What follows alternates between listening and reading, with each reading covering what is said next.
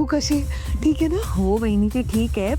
अगं मी मगाशी लॉक उघडून आत गेले ना तेव्हा पिहू बेशुद्ध पडली होती.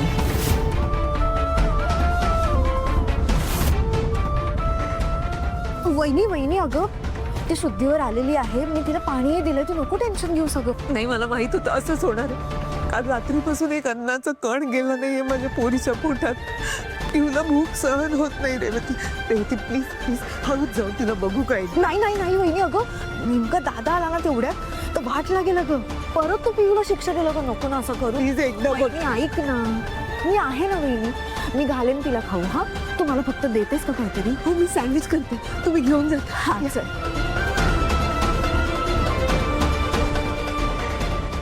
वहिनी मी काय मदत करू? हो बटर काढा ना फ्रीज मधून. हा आणि सॉस आहे बघा तिकडे.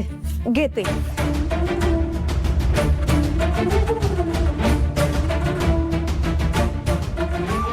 Plate plate. पिहूला ना कडा काढलेल्या आवडतात ब्रेडच्या.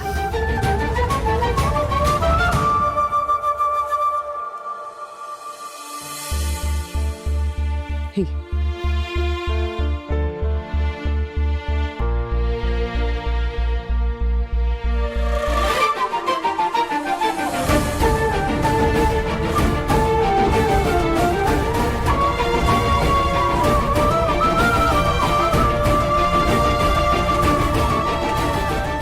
हो रेवती एकच मिनिट.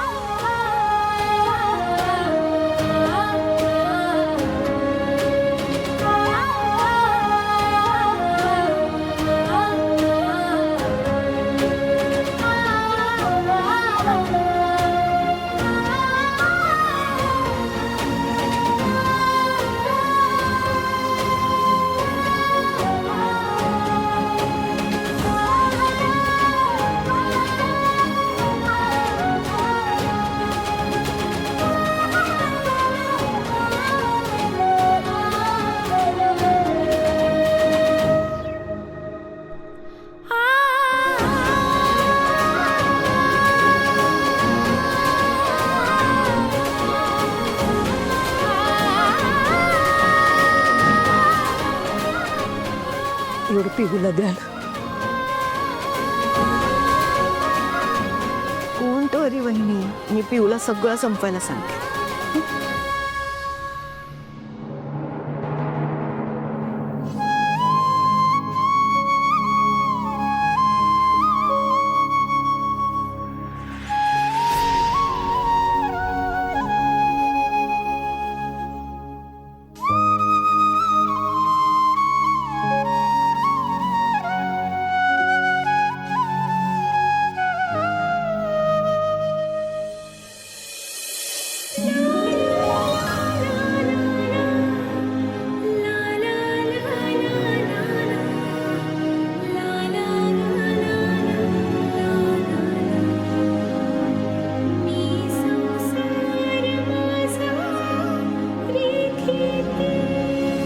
बाबांनी गैरसमज करून घेतलाय. मंदार मामाला सुद्धा माझी काळजी वाटते म्हणून त्याने मला फोन घेऊन दिला होता. आणि मी आई शपथ सांगते ती प्रथम सारखं फोनवर गेम खेळत नाही, रील्स बघत नाही. जास्तीत जास्त वेळ माझा फोन बंद असतो.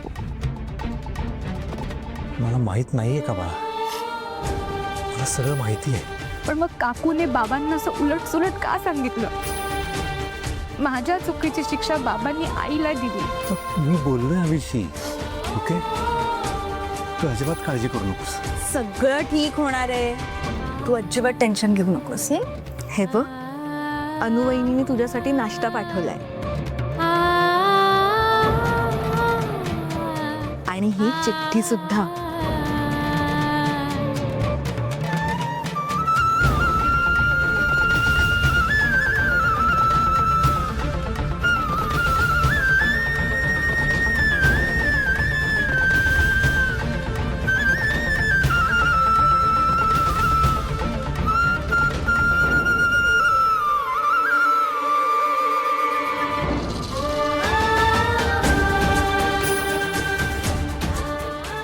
आईला त्रास होत असेल ना?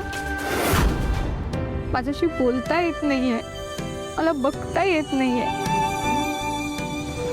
तू ठीक आहेस हे कळल्यावर आईचा त्रास थोडा तरी कमी होईल. मग